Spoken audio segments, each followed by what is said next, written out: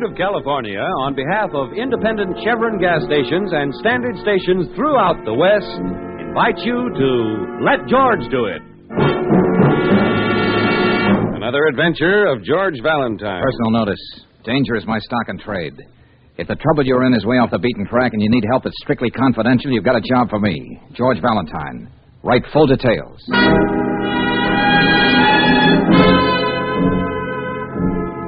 Dear sir, you employed the word confidential in your advertisement. Well, I need confidential help. My enthusiasm for birds has led me into a predicament. I was watching starlings, but I saw something that was never meant to be seen, and it keeps haunting me, if I really saw it. Unless my eyes deceive me. My eyes deceive me. I was the witness, the only witness to an outrageous crime. There's nothing more I can say in a letter. Please contact me at once, and it's signed Elliot Wormsley. Wormsley, that sounds like a name out of Dickens. Elliot Wormsley, MS, PhD, Statistical Services, Baxter Building. Birdwatcher, huh? Mm-hmm. What kind of canaries is the statistician interested in anyway? Oh, stop kidding, George. That's a pretty grim phrase. I was the only witness to an outrageous crime. Yeah, and he's in a predicament. That's a twist. What was it he could have seen? I don't know, Brooksy, but let's see what we can see. Let's drop in on Dr. Wormsley.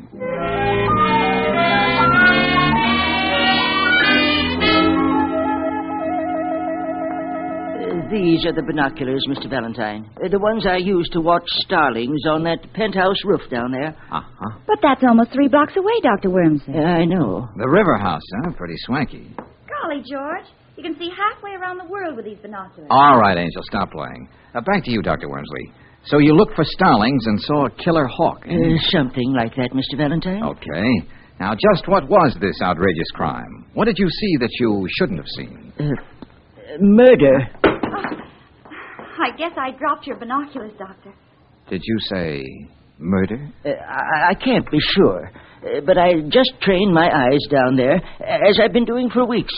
And in that instant, I'm almost certain I saw a man push another man off the roof. Of course, he had his back to me. What do you mean, almost certain, Dr. Wormsley? Well, it was over in a second. And I didn't expect to see what I think I saw. Besides, statistics show that the element of error in visualization over 100 yards is 14 to 1,000. Yeah, well, we'll take your word for that. But why didn't you go to the police with this story? Oh, no, Mr. Valentine. I'm a modest man, and I don't like publicity. Besides, I'm coming up for the presidency of my club. And, so many people think bird watching is, a little peculiar. Yes, I know, you wouldn't make it. But murder is a very serious business. Mr. Valentine, if I'd seen any mention of what I suspected in the newspapers, I would have volunteered this information to the police.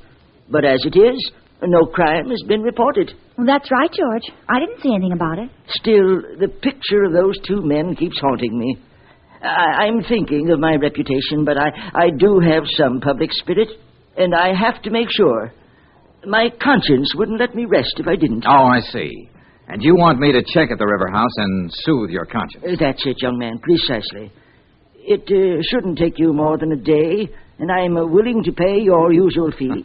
Okay, it's a deal, Wormsley. Oh, Brooksy. Yes, George. Just on a hunch, get down to the Bureau of Missing Persons. See Finley. Okay. Find out if anybody's been reported missing from the river house. You will keep my name out of this, won't you? Oh, yes, we'll do our best, Professor. I'll meet you back here later, Brooksy. Okay, George. I'm going over to the river house.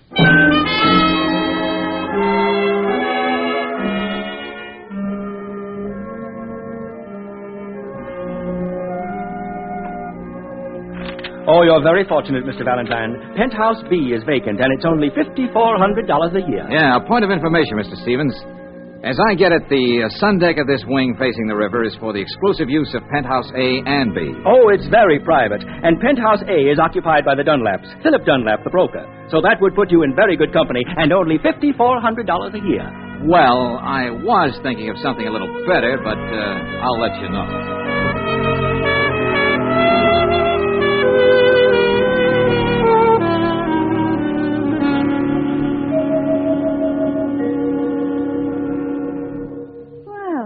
Look who went and rang my doorbell. Wouldn't be the full of brush man, would you? Not unless my samples are showing. Oh, come on in anyway. I hope you'll pardon the sunsuit. I wasn't expecting company. No, it's nothing at all. I mean, practically. I was out on the roof, sunbathing. I'm Mrs. Dunlap? That's right. Well, I'm the chap It's been a dull afternoon. Suppose we wait a while before you tell me what you want. Well, as a matter of fact... You aren't going to stand there, are you? Here, sit down. The truth is, Mrs. Dunlap, I may be your next-door neighbor in Penthouse B. Oh. Well, that would be the first improvement they've made in River House without raising our rent. I thought it'd be a nice gesture to sort of drop in on my possible neighbors and introduce myself. There is a Mr. Dunlap, isn't there? Yes, but you needn't worry about him. He hasn't been home for 2 days. Oh, just like that, huh? Oh, that's Philip for you. Thank heavens. He must have decided to go up to our cabin in the mountains to brood. Or he may be staying at his club. But as I said, this looked like a dull afternoon. We're not going to let it be one, are we? Oh, fine. That wouldn't be Philip. He has his key. Well, whoever it is, just explain I'm looking at the penthouse next door. Hal. Listen, Paula, we haven't heard from Philip yet, and there are letters and contracts he has to sign downtown. All right, Hal. I'm not my husband's keeper. Oh, just the same, I thought you might be worried. Oh, I didn't know you were having company. Well, this gentleman may be our next-door neighbor, I hope. Mr. The name's Valentine. Really, Paula? At least now you know his name. Mr. Valentine. This intense young man is my husband's secretary, Hal Sterrett. How do you do? I don't know what you're going to do, Paula, but I'm going to call the police and report Philip missing. Please do that, Hal. I'd feel so much better. Lord, how I hate righteous men, especially when they're young. So petulant. Now, where were we, Mr. Valentine? I was just about to leave.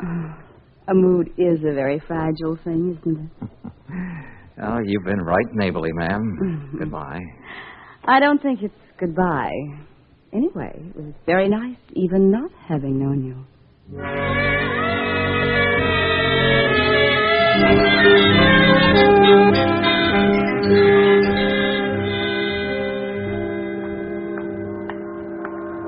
Oh, Mr. Valentine. Mr. Valentine. Oh, Dr. Wormsley.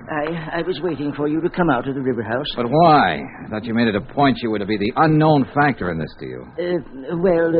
After you left, I did some calculating. Yeah, good for you. There must be a way of getting into this empty lot without climbing over that fence. And in my calculations, I discovered that the odds against anything as extraordinary as this happening to an ordinary man like me would be about 14,000 to 1. You don't say. So if you don't mind, Mr. Valentine, I'd sort of like to tag along with you and see if I'm really that 1 in 14,000. Looks as though there's a gate in this fence. If we can get these fish cans out of the way. George! Hey, Brooksy, you should have brought a friend. We'd have a fourth for bridge. Oh, hello, Miss Brooks. Oh, George, there's been no report of anyone missing in this district. Oh, thanks. I was on my way to your office, Dr. Wormsley, when I saw you heading for the river house. So here I am. Well, kids, let's see what we shall see.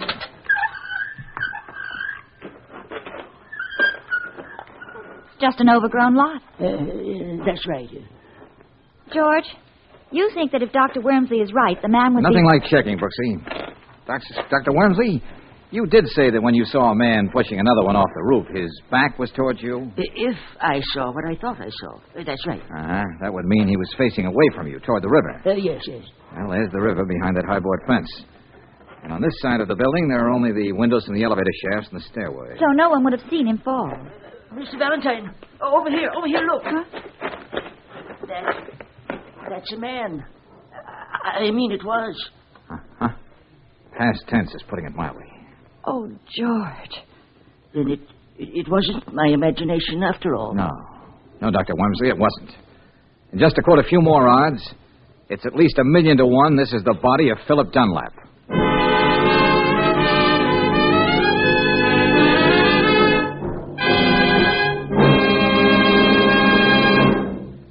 We'll return to tonight's adventure of George Valentine in just a moment. Meanwhile, a word about the great American pastime. If you're a baseball fan, check these 2 tips for getting the most out of this season. Number 1, when you're driving to and from the game, use fast-starting Chevron Supreme gasoline. Special blending agents in Chevron Supreme give your car speedy warm-up and quick pickup for traffic getaways. And when it comes to hill climbing, premium quality Chevron Supreme gasoline takes you smoothly over the steepest ones. Number 2, At independent Chevron gas stations and standard stations where you can get Chevron Supreme gasoline, there's a grand gift for you. It's a 48-page book about baseball written by Bert Dunn. You'll find in your free copy of Batter Up the fundamentals about this great American sport. One illustrated section shows how to play each different position. Ask for a free copy of Batter Up tomorrow. It's yours at standard stations and independent Chevron gas stations where they say and mean, we'll take better care of your car.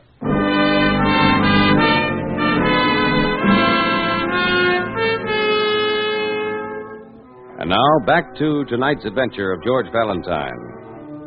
It's only natural for a member of the Bird Watchers Society, even when he's a professional statistician like Dr. Wormsley, to be watching starlings on a penthouse roof. But when instead his binoculars revealed one man pushing another off that self-same roof, well, that's just sort of a case George would get involved in. It's about an hour since George found Philip Dunlap's body in the weed-covered lot back of the apartment building. And now we join George and Claire talking to Lieutenant Riley at Homicide. Yeah, what is it? Lieutenant Riley, Donnelly just brought Hal Starrett in. Do you want to see him now? No. Let him cool his heels out there a while with Mrs. Dunlap. Yes, sir. Now, about Dr. Wormsley, Lieutenant Riley. Okay, Valentine, okay. When Lieutenant Johnson turned the case over to me, I didn't know what I was getting in for, but I'll do my best to keep your client's name out of the case. Oh, you're a pal. Well, as a matter of fact, Lieutenant, you owe our little bird watcher a debt. He did uncover a murder. Miss Brooks, I don't want to appear ungrateful. Oh, no. I can always use a new murder. Oh? I'm overjoyed that when you and Valentine stumbled over this homicide, you were thoughtful enough to let me know about it. Oh, well, it's nothing at all. If you hadn't, I'd lock both of you up and throw the key away. Well, now that you're back to your own sweet self, would you mind telling us what you found out from Mrs. Dunlap? Well, she said she was out shopping all that afternoon, and the doorman is alibying her. When she got back, this kid, Starrett, was still there, waiting to see his boss, Mr. Dunlap. He hung around a little longer and then beat it. Did Mrs. Dunlap suggest that there might have been any bad blood between Starrett and her husband? Well, she wasn't too anxious to admit it, but it seems young Starrett was being fired. Yeah, but what was the reason? Bad spelling or making Google eyes at the boss's wife? I wouldn't know, not yet.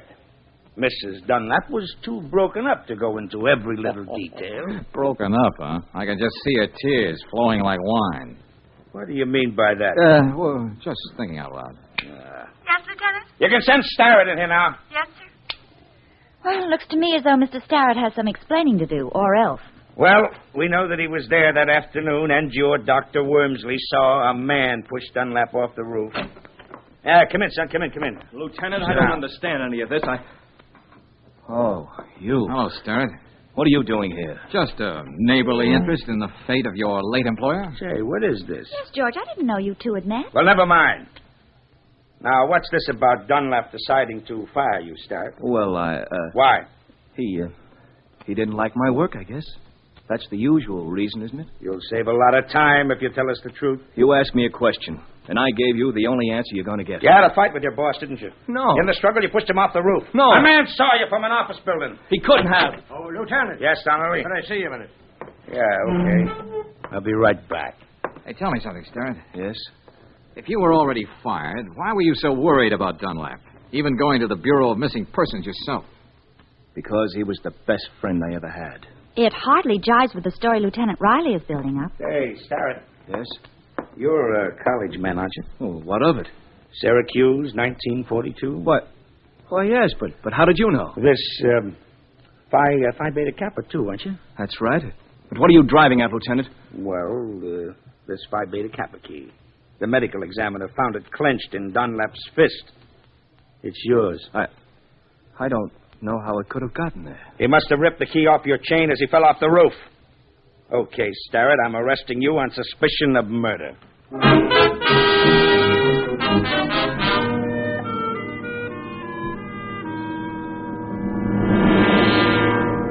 It's nice of you to visit me in jail, Valentine.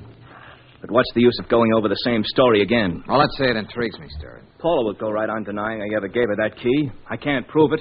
Why should you believe me any more than anyone else? Because I happen to know a little more about the lady in question. Now, look, friend, let's stop being delicate. Paula decided she liked your type and made you the odd man in the triangle. That's why Dunlap was giving you the gate. Oh, I tried to break off with her. But she always managed to be around, taunting me. She had me spinning on my head. Yeah, I know what you mean. Say, did you have a fight with Dunlap when he fired you? No, I wish there had been. That would have been easier than the way it was. Go on. He was hurt, and I was sick and ashamed of myself. He knew there were others, and that made the whole thing even cheaper. Now, surely just firing you, Sterrett, wasn't the answer for Dunlap. Oh, he knew that. One of my last acts as his secretary was drawing up the papers that cut her out of his will. Hey, now, wait a minute. That just puts you in deeper. That means Paula had no motive. Hey, how about insurance? Well, there was a big policy Philip took out recently with Paula's beneficiary. He didn't change that. Oh, wasn't that kind of strange? Oh, it wasn't something he overlooked. There was a funny smile on his face when he told me he was leaving that as is. That's very interesting. Oh, look, Valentine, I didn't kill Philip. When I was there, I didn't even know he was out on the roof. Okay, I'll just take it easy. I'll do what I can. What can you do? You'll never get the truth about that key out of Paula. And Dr. Wormsley swears there was a man out there struggling with Philip. What man? A burglar? One of Paula's ex-boyfriends? Or possibly the man on the moon? I think I'll drop in on Paula again. I don't know what I expect to find, but with a gal like that, the unexpected is bound to be interesting.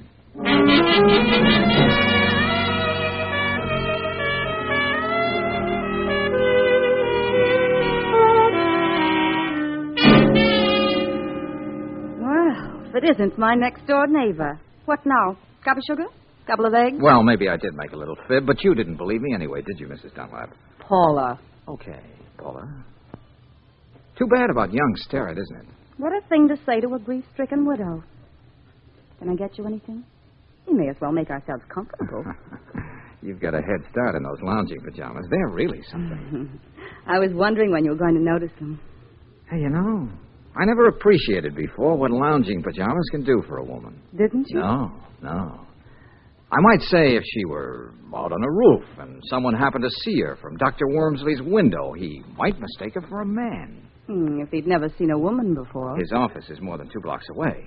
But to get back to our hypothetical woman, yes. How much do you guess she'd have coming to her if her husband were murdered and there was a nice fat insurance policy, the only thing he didn't cut her out of? We've gotten a long way from lounging pajamas. Oh, I don't know. And I can't help wondering what the lady in question would do if she had a perfect patsy and a difficult young man who was suffering pangs of conscience. She might even do something brash if she happened to remember the Phi Beta Kappa key he gave her in a tender moment. Tell me, have you confided these flights of fancy to anyone else? Oh, no, my sweet. I wanted you to be the first to know. And you, my sweet, will ruin your eyes reading all those pulp magazines. There's another angle to this lady of the rooftop. Oh, what's that? With all the insurance money she's sure to get, and with an admiring eye for a certain broad-shouldered character who seems to know what it's all about, she might make life very pleasant for him. Very. You couldn't say he knew what it was all about if he fell for a pitch like that, now, could you? Oh. I'd better get my cigarette before we go on with this little game. Well, you can quit playing anytime you want to. My dear old father used to play a lot of poker. He used to say the game was never over till the last bluff was called. Uh-huh. Didn't your old man tell you that even one of those effeminate-looking automatics make a loud noise and leave holes when they go off? I have a permit for this gun. Uh-oh. Come on now, Paula. Let's see if you can answer that phone with one hand. You know, Georgie, that could be your next to the last glib remark. When that phone stops ringing, you don't worry yourself into a tizzy trying to guess who it was. We've been supposing a lot of things here tonight. Now let me top it off. Suppose they found you draped on the floor there with a bullet in your head. Okay, what then? I was in bed when I heard sounds in the living room. I opened the door. There was a figure in the darkness. After everything I'd been through, I didn't stop to think. I shot the prowler. I gotta hand it to you, Paula. Skip it. Just sit there on the couch a few minutes till I get my story straight.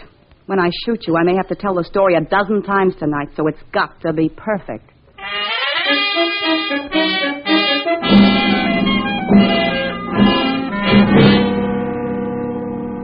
Okay, you stalled too long. You missed your chance, beautiful. It'd be a mistake to shoot me now. What are you talking about? Behind you. There's somebody out there on the penthouse roof. You know I'm smarter than that. Well, who's it? I'll take the toy now. You drop it. Oh, that's you? Oh, George, there you are. I tried to call, and then I remembered about the empty penthouse next door and the adjoining sun deck, and... Oh, for Pete's sake, somebody say something. Oh, just a little parlor game, Brooksy. Yes. I was just showing Mr. Valentine how I almost mistook him for an intruder. Oh? Lieutenant Raleigh will probably find it very amusing when we tell him about it. Oh, that ain't the way I seen For it. the time being, Angel, we have to see things Paula's way. But more important right now is to see if we can get a man out of bed.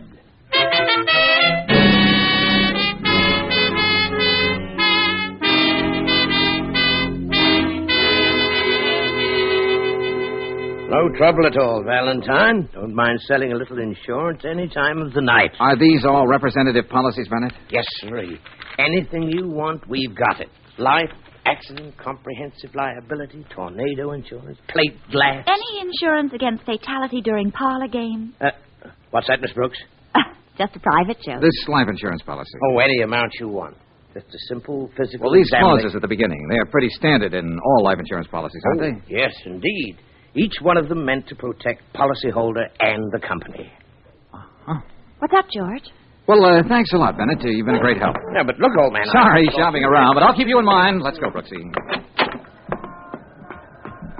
Now, Brooksy, first thing in the morning, I want you to check with all the druggists in this section of town around River House, Dr. Wormsley's office, 20 or 30 blocks in each direction. Oh, my aching I'm going to be feet. with Lieutenant Riley.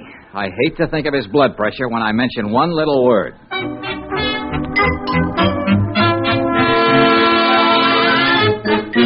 Autopsy? That's the word. Valentine, if I had any hair, I'd tear it out. What are you talking about? Well, now, look, it can't do any harm, Lieutenant. No one in his right mind can doubt how Dunlap died.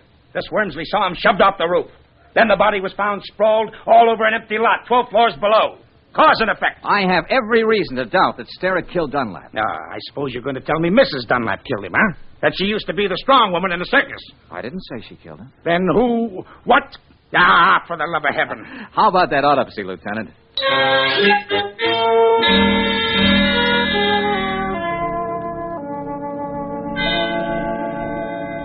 All right, Doctor. Will you tell Valentine here that he's just been wasting our time? I wouldn't say that, Lieutenant. Huh? What'd you find? Enough poison in Dunlap to stop an army dead in its tracks. All right, I can't argue with the laboratory. But I don't get it, Valentine. How many times do you kill a man, poison, throw him off the roof? It's a wonder we didn't find a knife in his back, too. Doctor, just how does this particular poison work? Instantly. Every muscle in the body becomes rigid all at once and stays that way. Then it's possible that after a couple of days, the effects of the poison could be mistaken for rigor mortis. Not only possible, Mr. Valentine. It seems just what happened. Hey, wait a minute. If Dunlap's fist was clenched like that the moment the poison took effect, how did that Phi Beta Kappa key get in his hand? That's the point, Lieutenant. It was forced into it. And certainly Hal Sterrett didn't do it. That does it. I'm going to have Paula Dunlap picked up, and she'd better have all the answers.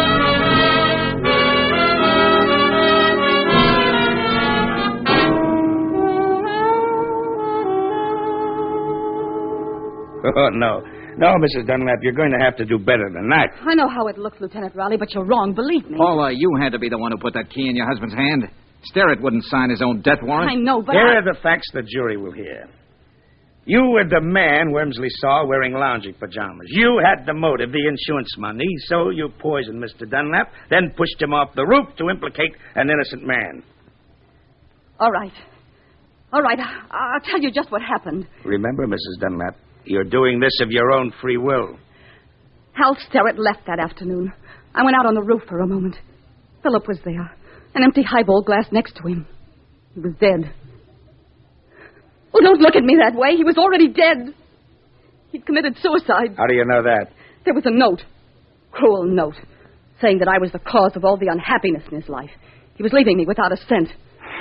Okay. I suppose you have the note? No, I destroyed it. Oh, no, that wasn't very smart. Don't you see? I had to. So no one would ever find out it was suicide. Now, wait a minute. There was a clause in his policy. It's in most policies, saying that if he killed himself within the first year, the beneficiary wouldn't get a cent. That much is true, Lieutenant. What I did was wrong, but I wasn't going to let Philip leave me without a cent. That'll stand up in court, won't it? Even though I did destroy the note, they'll believe me, won't they? Since you ask my opinion, the answer's no. But my job is finished now. Oh, no. George. Hey, how goes it, Brooksy? What luck? You were right. I found out what you wanted to know at the Gotham Pharmacy on Morton Boulevard. Now what? What am I going to do? I've got to find a way to prove I'm innocent. This isn't fair. Remembering that gun you held in my face and Hal Starrett, I'm tempted to keep my mouth shut and let you stew in your own juice. What do you mean? Me and you both. I don't know what charge you're going to hold her on, Lieutenant, but it won't be murder. What? Did you hear what he said, Lieutenant? What are you talking about, Valentine? Brooksy just found out that Philip Dunlap bought that poison himself at the Gotham Pharmacy. On a doctor's prescription he forged. Oh, George. Oh, how can I ever thank you? Oh, that's easy. The next time you're up on that roof alone, see if you can prove the law of gravity really works.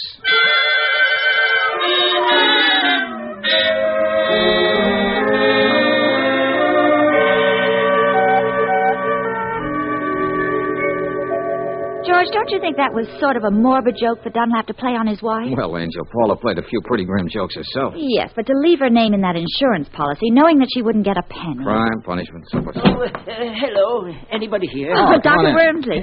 I just thought I'd drop in and take care of that little bill I owe you. Oh, thanks. How do the birds look these days, Doctor? What? Oh, yes. That reminds me. I must thank you, Valentine, for keeping my name out of the Dunlap case. After all, I was the key witness, and oh, dear. Well, that's all washed up now. Thank goodness. Oh, yes.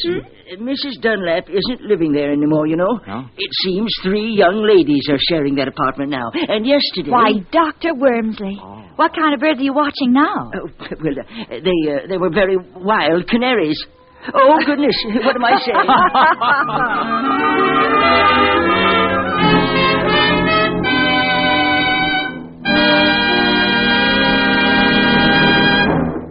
And now, a message of importance to motorists. If this is the time of year your family gets travel-minded, it's probably the time you start thinking about new tires. And you know which make of tire gives you a written warranty against ordinary road hazards? The answer is easy. Atlas tires. That's right. Each new Atlas passenger tire is warranted for 12 months against blowouts, cuts, and bruises that might happen to ordinary tires. And each Atlas tire has a double warranty. First, by the manufacturer, and second, by the distributor. Another thing to keep in mind when you're buying tires is a 2 or 4 wear better than an uneven number. Give you softer riding and easier car handling.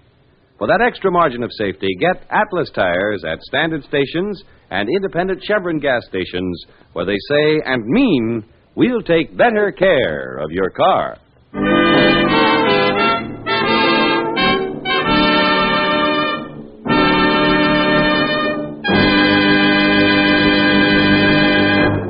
Next week, when you tune our way for another adventure of George Valentine, you'll hear... Well, Brooksy, looks like playing Big Brother a la Spencer Tracy didn't work out.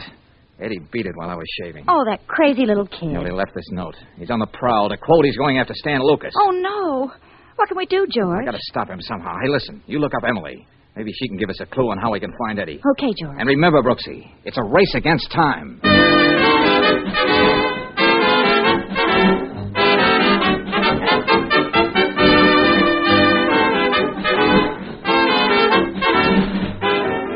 Tonight's adventure of George Valentine has been brought to you by Standard of California on behalf of independent Chevron gas stations and standard stations throughout the West. Let George Do It stars Robert Bailey as George, with Frances Robinson as Claire. Wally Amer appeared as Lieutenant Riley. Tonight's story was written by David Victor and Herbert Little, Jr., and directed by Don Clark. Also heard in the cast were Louise Arthur, Fred Howard, Peter Leeds, Charles Seal, and Charles Lund. The music is composed and conducted by Eddie Dunstetter. Your announcer, John Heaston. Don't forget to listen again next week, 1 hour earlier, over the same station, to Let George Do It. This is the Mutual Don Lee Broadcasting System.